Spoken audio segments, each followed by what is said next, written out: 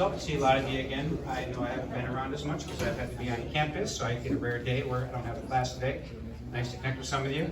And today, it actually was fortuitous because I enjoy beer, so it kind of works out well then with our presentations today. So today we of course have Dale Clark, co-founder, correct, for Chaos Brewery right down the street there.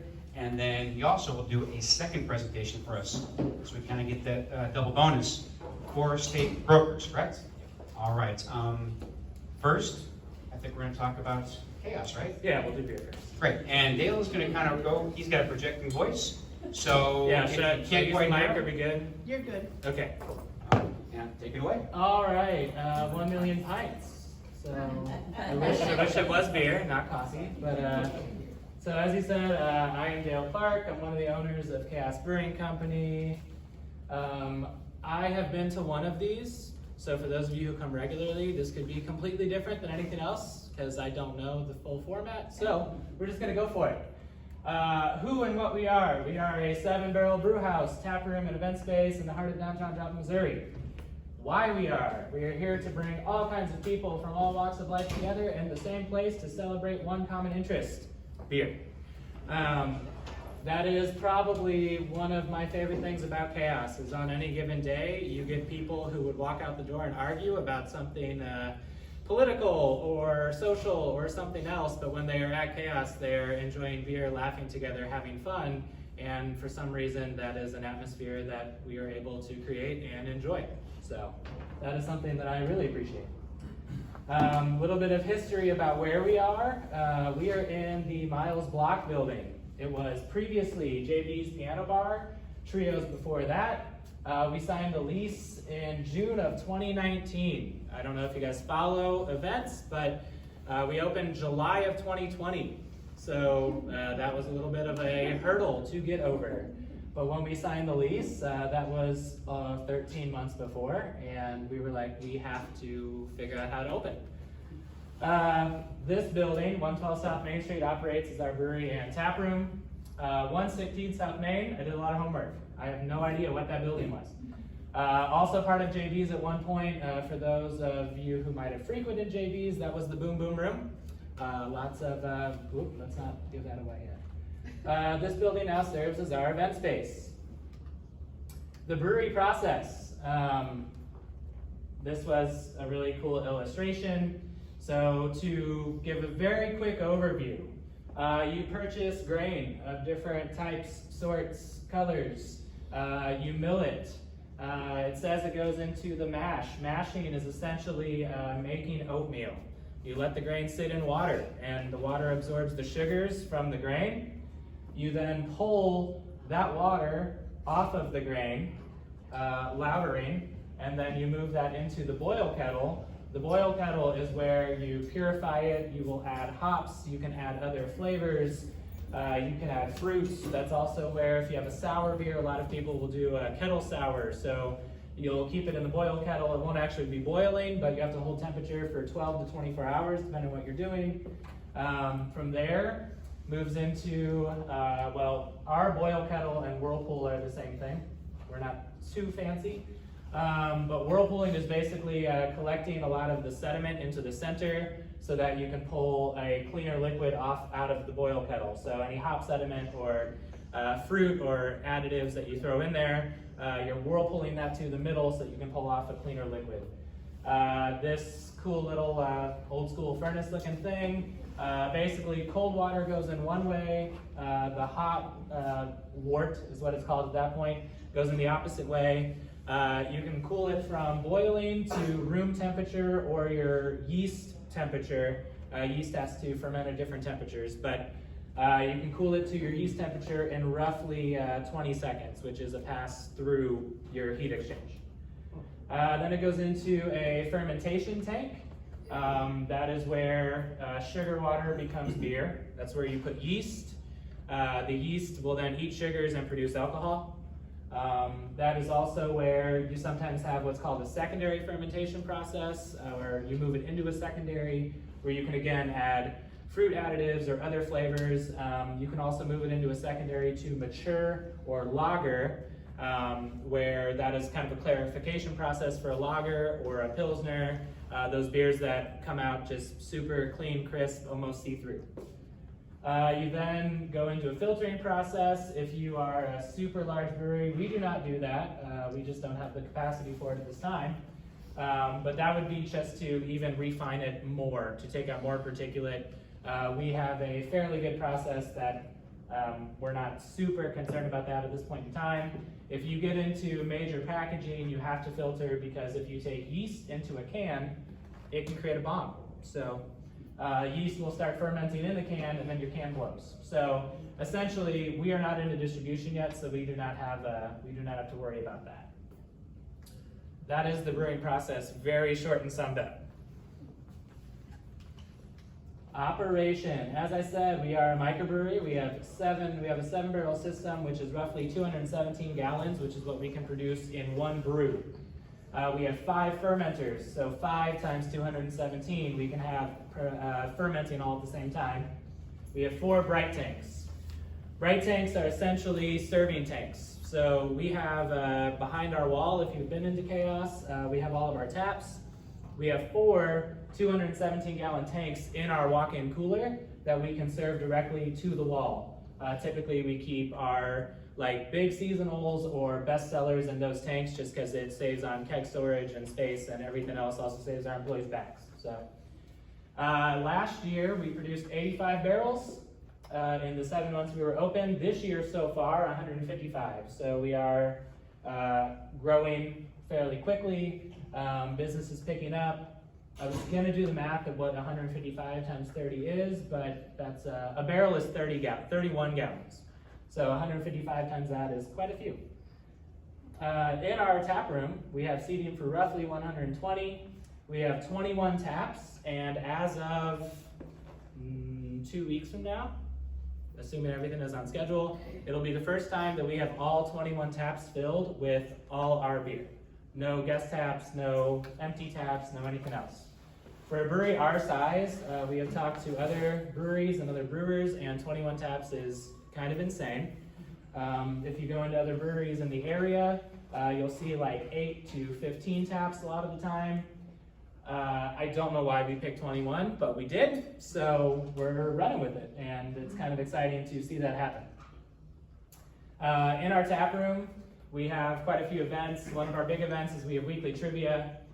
We have live music I don't think we've done it every week, but 2 to 3 times a month we have live music in there as well.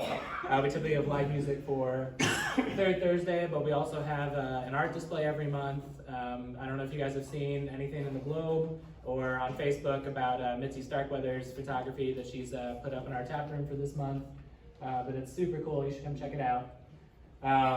And then like I said, we'll do other events in there. We've had a couple of Southern events in there. We've had a Pitt State event in there. And then we also have board games. So you can come and hang out, have a beer, play a board game, listen to whatever music is playing that day. And then we didn't put it on there because it's getting into winter, but we do have a patio out back as well.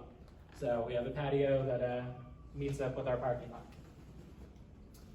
Operation and a problem. So our event space, we have a 2,000 square foot event space with private bar, private bathrooms, and seating for 100. It is available for rent by the hour. It is very unique the way that we rent it. We don't make you rent it for a day. We don't make you rent it for a minimum number of hours. It is by the hour, and everything is a la carte. So if you want your private event in there, but you want them to go use the main bar, you don't have to hire a private bartender. So we kind of wanted to be catered to the event that you want. If you want a full wedding and reception, we can block everything off. It's fully private, fully stocked bar, everything else. But if it's for, we've had a couple of business events in there where they needed a room to come and meet. We have a projector, we've got all of that set up, but they still wanted access to beer because it was after hours. So they came in with about 15 people, and they came out to the main bar when they needed beer, but they were able to rent the space. And it's fairly cheap. It is $50 an hour on weekdays and $75 on weekends. So compared to most other event spaces in Joplin, that is, again, that's cheap. Visibility is our main issue. And on the next slide, I'll show you kind of what we're doing to promote visibility.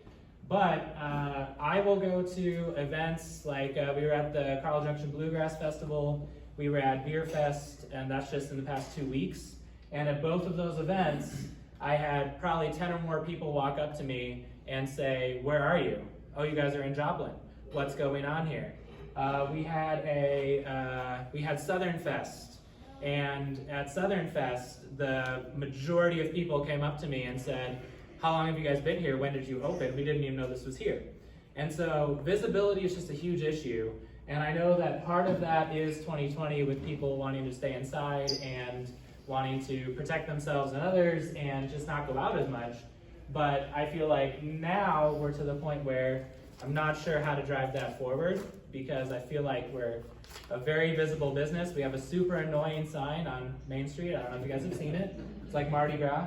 But it's just, here. So, we have had a Show Me Magazine quarter-page ad, quarterly. Joplin Globe, we advertise for all major events. Sponsorships, golf tournaments, beer fest, charity events. We have averaged one of those a month. We're actually going to be at Club Camingo for Boys and Girls Club. I believe that's this weekend or next weekend. I don't know. Next weekend? This weekend. Okay. So monthly, like I said, we do public events. We have monthly activities. We have had larger music groups in. We've had the mixtapes. We're having Machine Gun Symphony. We've had a couple of music nights where we have 2 or 3 bands come in and cycle through in our event space. So we've had a couple of rather large events that we hope would reach more of the public. And then of course we have Facebook and Instagram posts. That is daily. We do not have a Twitter. We could get on that, I guess.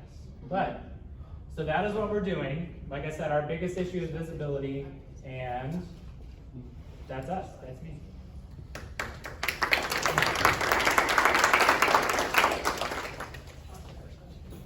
Questions, comments? Or if you don't want to use it. That was a good presentation. I love Chaos. We try to go there often, just for date nights or just meeting up with friends. And I want to say thanks for hosting Ideas on Tap as well through the chamber. If you haven't been to that, I highly suggest that you do that. It's really, really cool. I work in marketing, so I was really interested to see what you guys are doing, but what I didn't see that you're doing is any digital advertising. And post-COVID, really everything has shifted to all online, and I would suggest talking about doing digital advertising, creating a budget for that, because one, you'll see your ROI on your return on your investment for digital advertising. You can actually see your conversions. So I think that's really important, but I'd be willing to talk to you more about that later. Okay, I was just gonna say, when you say digital advertising, do you mean multiple formats? Do you mean Facebook ads and posts, or do you mean Google? Yeah, there's multiple options you could so do. Just taking advantage of. I think for your size, Facebook advertising is really helpful because it's community oriented. Facebook's community oriented. But Google, and also there's review generation software out there that you can use that when you're closing with your customers, that they can leave a review. And this is something that our company offers, but you can leave a review, and it will basically send a text message or an email, however you're capturing your customer's information. And it'll send them a text and say, hey, leave a review for Chaos or whatnot. And they leave a review in one spot, but it goes to multiple platforms. So Yelp, TripAdvisor, Google, Facebook. So that's something that we offer that helps drive business and grow increase profit margins for a lot of our business owners. So cool. I've got a few things. The first one is, and maybe it's changed, and maybe you're not allowed to. One thing that I've always been disappointed with is it's not family friendly. I'm a huge proponent of kids in breweries. My kids have probably been over 100. Yep. Maybe it's a Joplin thing. We are family friendly now. Okay, cool. That is the whole reason we started serving pizza. Okay. So in the city of Joplin, even without food, we were not allowed kids or pets. And when you go to a brewery anywhere else, you bring your dog and your kids. Yeah. And so that was a huge culture thing that, I mean, we adopted a brewery, my wife and I, so, Yeah. and he is now at home, so. So that's great. We'll be up. My kids know we go to breweries, they get root beer, and they Yeah, get excited. absolutely. And we have non-alcoholic beverages now as well. Yeah, so that's awesome. The other thing is, I mean, I'm really happy that you guys are here. I'm a huge craft beer guy. Joplin needed it. The issue is still, you talked about a lot of people don't know about you. It could be a lot of people don't understand you. There's a real lack of education in craft beer in Joplin. And you guys are doing some cool things. You've got a beer that uses Kavaikis, which is awesome. Nobody in this room knows what that is, except probably me.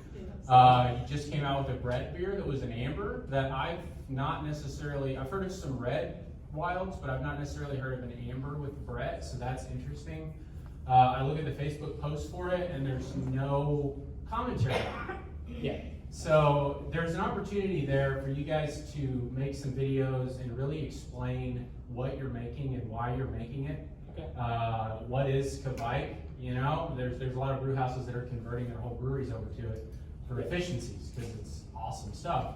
But like I said, nobody knows what that means in this room. Yeah. So it'd be interesting to see some more content come out and really become the platform in Joplin to educate about craft beer. Because nobody's doing that, but it's slowly growing. And if somebody were to step up, you know, and explain why you're making the beers you're making, what really goes into them, what does a real palate taste when they drink them, Okay. what can they look for, you know? I'll explain Brett. Yeah, to and then I think too, like putting more emphasis on when a new beer comes out. Because for me, what breweries do to bring me in is they come out with a new beer. A great example of a brewery that crushes this is Beard Engine. Yeah. They come out with a new beer, or the Firkin Friday, and I'm like, oh my gosh, I gotta go try that. That sounds awesome. And so things like that to get repeat business back would be, you know, just a suggestion of what I see. But overall, I like it. I'm really excited that you're family friendly now. Yeah, thanks.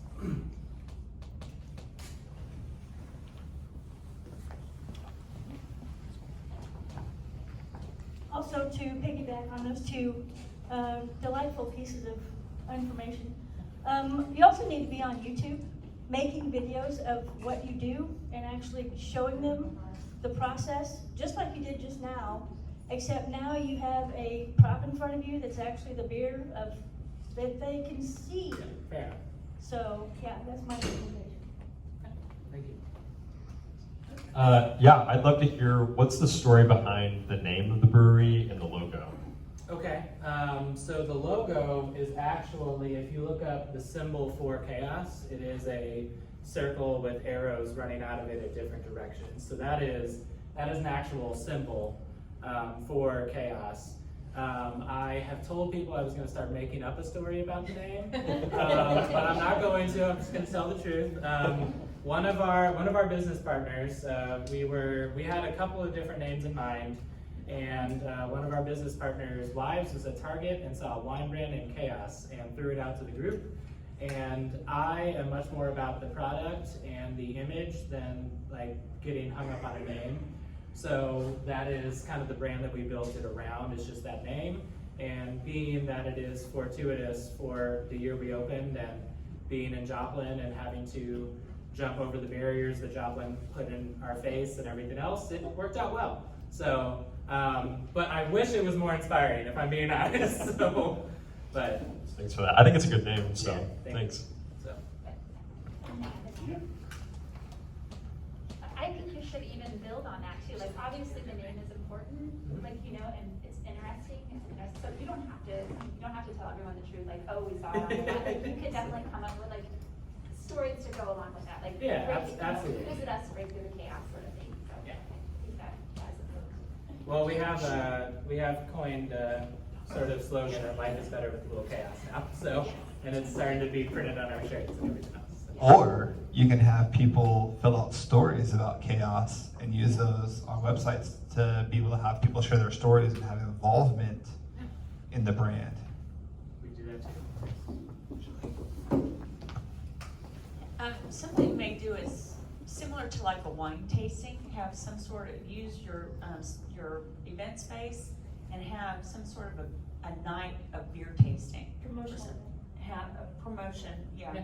and have certain foods that go along with each beer or something like that. And you can just have an event, charge people for it, so and maybe do it as a charity event or something like that, so that you can get more involved with people that do charity and things like that, and have, you know, have it go towards a certain charity and have them represent at the event.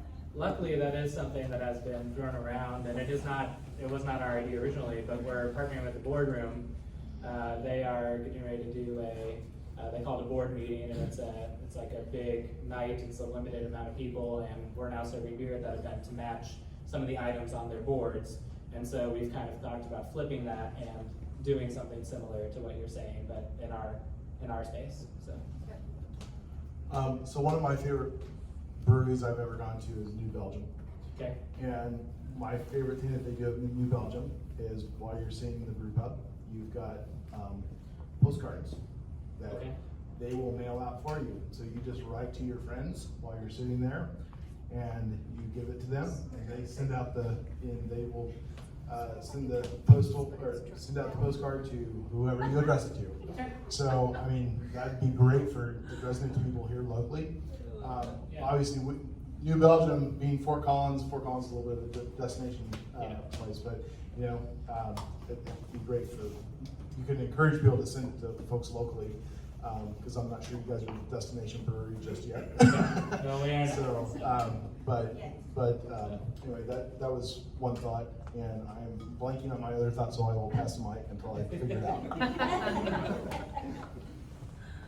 Hey, awesome presentation. Okay, so expanding people's palates, like what they said, one thing that got me into more beers was a thing called Beer School, which legit, I lived in Orlando for a while, so we frequented SeaWorld, and SeaWorld was owned by Anheuser-Busch, and they legit had a beer school where they had and that was an amazing thing. So to have something like that regularly. I also love breweries that have tours, like free tours where you just give up and just do the same thing, and you can actually see it and smell it, and it's amazing. We still do some of those, but we Okay. cannot advertise those due to health code. Yeah. So, Well, your space is all open, so you don't even. yeah, need to so let I mean, people yeah, back we there. can stand on Yeah. one side and just point things out. You're right. Exactly, Yeah, we exactly. can do that, so. All right, cool. Also, so to be completely honest, like a lot of people really love the name, and I love it now. But before you guys opened, legit, we saw like the why? logo and the Yeah. sign, and we were like, oh, chaos. Like my husband and I would joke about it. We were like, oh, they're gonna be hardcore. We had no idea what to expect. Yeah. We were like, oh my gosh, the beer is gonna be awful, but we were super surprised, right? So Thanks. I'm Appreciate sorry, it. that's just how we were. Like, we're beer snobs, that's what we thought. Like, just on this branding side of things, so like maybe like You mean you doing. didn't just expect like 3 color seats and, you know, a bunch of colors all over the place that. So just like doing some of the videos and online posts, like really show who you are. Like you don't take yourselves too seriously. You love experimenting and doing new things, and that's why it's chaos. We love it now. Okay. Everything about it. But yeah, so like we weren't sure. I know, I don't blame Okay. you, so. And then We also, I mean, and this was a detriment to us, but we didn't have a huge involvement with the homebrew club before. yeah. And it took a large, like probably 6 to 8 months before we like even really saw homebrew club people coming in, because they wanted us to be involved with them before we did it. And so there's still some bad blood from a couple of people, but the more we do in the community and more events, we're getting past that a little bit. But Yeah, and I've started doing homebrew club too, and because it's all fermentation, I love everything fermentation, Yeah. because I do fermentation too. I'm actually like thinking of, like maybe we create some sort of like fermenters consortium of local fermentation businesses, right? And then host events as like a group thing. Everything. Wouldn't that be fun? So. I don't know, just a thought. All right, I had to go, see you. Got your thought back? Yep. All right. Actually, I got my thought back and then I got another thought, so hopefully I'll remember both of them. My first thought is, have you reached out to Ernie Williamson Music to get in touch with more local musicians? We have a plethora of musicians that are willing to play. They are not always willing to play for our budget. And I will say that my wife and I both have music degrees, and sometimes I'm a little bit like, I don't want you playing here, and that's against me, but... Okay, well, no, I've got a music, actually I have 2 music degrees, so yeah, I totally agree with you. Because Okay. some people are gonna drive away business, and I've been in restaurants around here where I wanted to leave. Okay, well, So, I appreciate that I get feedback. So yeah, the nice thing about Ernie Williamson is you've got legit musicians there. Yeah. In a lot of cases, and they can actually direct you to other legit musicians. Okay, I will pursue that. So That's- consider that. And see, I knew I was going. Oh, the other while she was talking about being a fermenter herself and enjoying that, have you guys ever thought about selling brewing supplies? Being a supplier for that? No, we have not. And that you may not have space for that, but that'd be an interesting avenue to pursue maybe eventually. So. Okay, I have a couple questions. For your current customer base, what are you doing to retain those customers to come back? I mean, we asked, like, we've ran promotions before where, like, follow us on Facebook, show us, like the post, get 10% off, do that. So it's just promoting the social media side. We have also, we have email subscription on our website that gets very little traffic. We also have, if you type in your email for a receipt, we do retain it. Right. And so that way it's in our system. We also are getting ready, we started it at one point, and then the format that we started it through said we couldn't promote any sort of discount or free alcohol, but we did have we had like a mug club essentially. And so we're getting ready to start that up again, probably early next year. We're gonna get through the holidays and probably promote it, but then we will have more customer information, and our POS system, and combined with our booking system, does have like email blasts and things like that. So that was what I would suggest, is like when you're closing, is to get people's emails. I know it's kind of a pain, but, and then that way you can build up your email subscription list, and you can just start sending those people, and then if they want to, they can actually unsubscribe. But that's just a good non-invasive way to get your word out. Second thing is, I know you guys have t-shirts in there, but like, are you guys like giving out any free promo material? T-shirts, everyone loves t-shirts. I know, I love free t-shirts. So it's like, maybe it's just a day where you're like, hey, you buy a beer, you get a free t-shirt. And it's good walking advertisement. People wear t-shirts all the time. And my third thought is, do you guys have some type of, not necessarily like a referral program, but like a frequent flyer program where a punch card or something? That was the Mug Club idea. And like I said, it was hosted on Patreon, and Patreon shut us down because we could not give away any incentive to purchase alcohol on Patreon. And so like I said, we're creating a whole new independent thing. I would suggest doing some type of like punch card, like 7 Brew. You buy 10 drinks and you get your free one. Yep. People love that, and it actually encourages people to come back again and again to support local. So that's just a thought. A lot of brew pubs do like a point system, like you acquire so many points versus a punch card, and that's always fun because you come in, so like you want to try new beer, but you don't want to necessarily pay for it, but you want to use your points towards it or whatnot. That's been nice and very successful. I just want to say, the only problem with that is I'll try and get my free beer that night. Yes. So that would be great, but then you guys have been like, you know what, I've had 3 beer, I want my free beer that night, and you're like, all right, now let's get you a cab. I was gonna ask about the loyalty program, do you have that for your point of sale system, or? So Arrived is our point of sale system, and they are brewery specific, but they do not yet support mug clubs. But they tie in with all of our brewing software and inventory system, which is more important than having to tie into a mug club for reporting and state and federal reasons and all of that. But all of that being said, we are setting it up through Square, And even though we'll have to switch apps on our tablets, because we have tablets for checkout and everything, it'll be very easily accessible there in the tap room and on the tablet. So. And the second thing was, Maple Leaf Festival's coming up, so I don't know if you guys are gonna have a table there or not, but that's huge traffic. Yep, absolutely. So I do not think we are this year. Hey, Lowell, when is that? It's the third weekend of October. So 2 more weeks.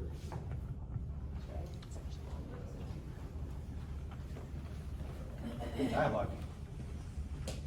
Yeah, just a couple more thoughts or questions. Number one would be like corporate collaborations or sponsorships. So example, Angelini's Pizza in Tulsa makes an Italian Pilsner with Marshall Brewing Company. Okay. I don't know if there's any restaurants around that could collaborate with you for a one-off to get more publicity. So, because there's a lot of locally owned restaurants that are fantastic that are in beer, so. Yeah, the issue is I can't serve it there.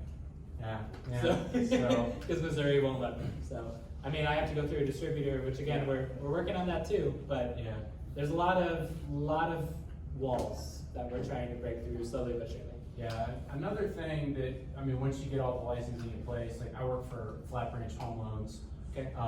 We have beers that are made through Burr Oak, and we have beers that are made through Mothers, that are our beers. Cool. They're branded Flat Branch. I can mail a 6-pack to a client that's a Flat Branch beer produced by, Burr Oak Brewing Company or Mothers Brewing Company.